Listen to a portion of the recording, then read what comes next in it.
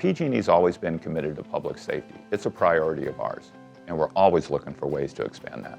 Over the last couple of years, it was very obvious to us that we needed to make some changes and do a little more outreach to our first responder community. That's what we're doing now. Collaboration is the key to our success. The collaborative efforts that we've developed with PG&E allows us to put public safety first, and not only public safety for the community, but the safety of our responders also.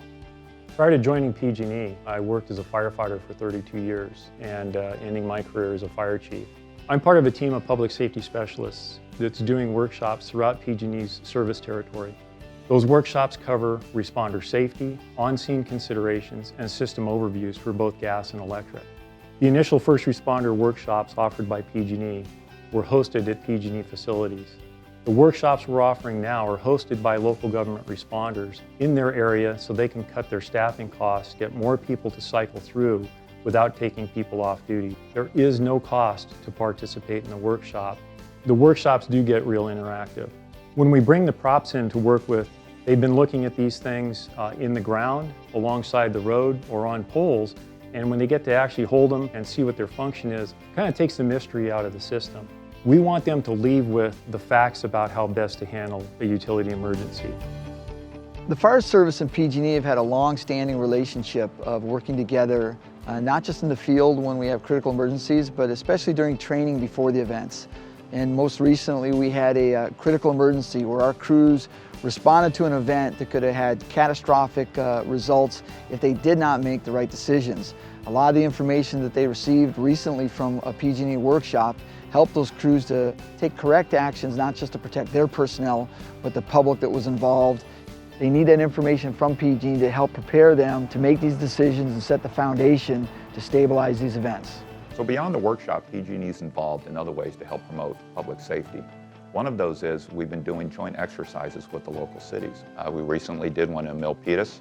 We ran tours of the Milpitas gas terminal, and we also conducted a functional boots-on-the-ground exercise with police and fire here in the city of Milpitas, which was very, very successful. So the collaborative effort has been recognized by all, and it's been greatly enhanced as we move forward.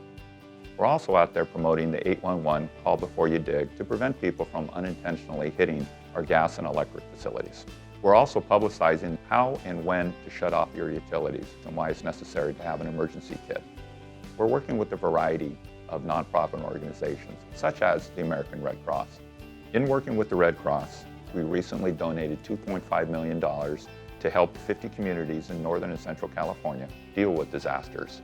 We want them to know that we're in it for the long haul.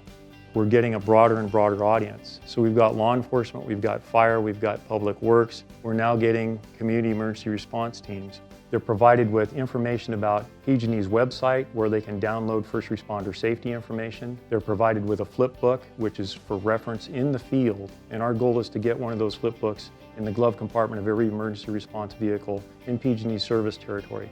It's pretty gratifying coming from a public safety background to be able to bring this information back to emergency responders so that we can have some common terminology and help them enhance their report on conditions to help us select the right resources to send. I think that this collaborative effort is a solid foundation for the new normal.